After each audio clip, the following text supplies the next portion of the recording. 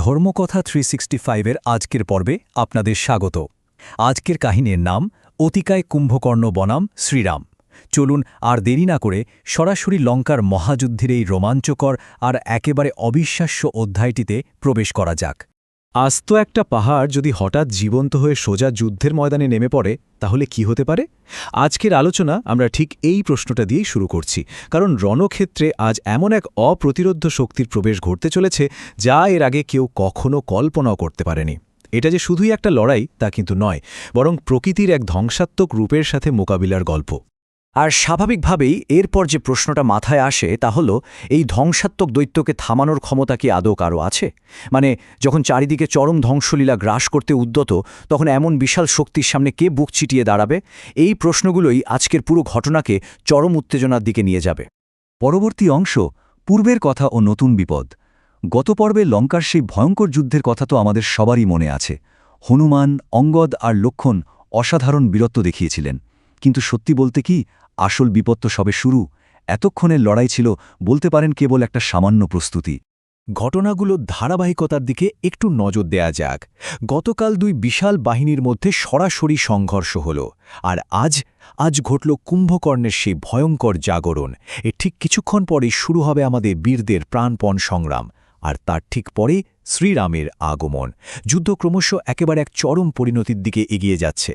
লঙ্কার সিংহদ্বার থেকে বেরিয়ে এলো ভয়ঙ্কর শক্তিশালী সব যোদ্ধা।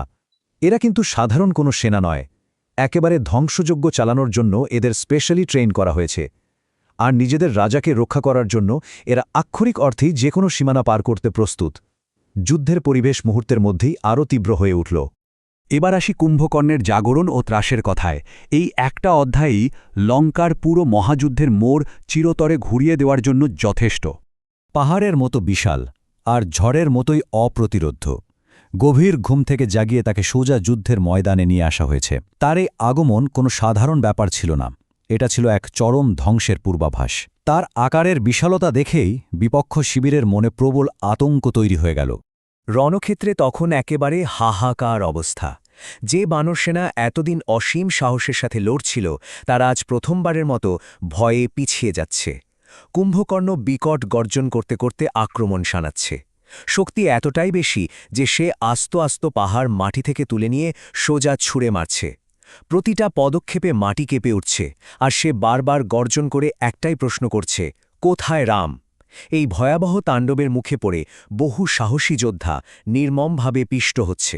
হনুমান ও লক্ষণের প্রতিরোধ। যখন চারদিকে শুধু মৃত্যুর হাহাকার, তখন এই বীরেরা কিভাবে বুক চিটিয়ে দাঁড়ালেন সেটাই আসলে প্রমাণ করে সত্যিকারের বীরত্ব কাকে বলে। হনুমান এক লাফে সেই বিশাল দৈত্যের সামনে গিয়ে একেবারে হুঙ্কার দিয়ে উঠলেন, তুমি আর এক পাও এগোতে পারবে না।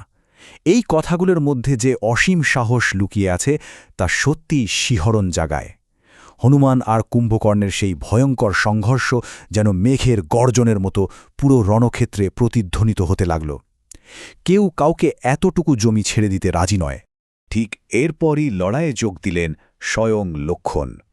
তার দক্ষ ধনুর্বিদ্যা যে কতটা অসাধারণ তা তো আমরা জানি, কিন্তু বিশ্বাস করুন, লক্ষণের তীক্ষ্ণ আর নিখুঁত তীরগুলো এই দৈত্যকে থামাতে রীতিমতো হিমশিম খাচ্ছিল। দৈত্যের অসীম শক্তির কাছে সাধারণ কোনো অস্ত্রই যেন আর কাজে আসছিল না। শ্রীরামের আগমন ও দ্বন্দ্ব।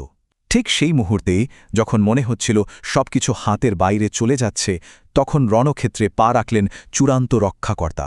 আর এর সাথেই কাহিনীর গতি এবং আবহ একেবারে পাল্টে যায়।